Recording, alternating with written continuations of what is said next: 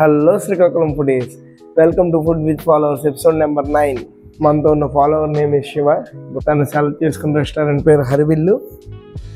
ఇప్పుడు food review తన మాటలను వినేద్దాం. చలో.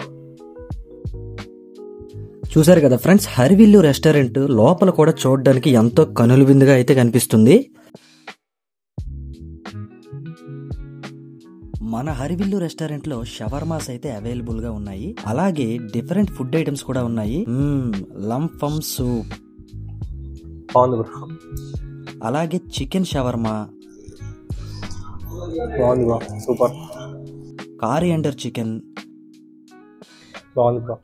మరో స్పెషల్ ఐటమ్ వచ్చేసి సిజ్లర్ చైనీస్ ఐటమ్ అంట.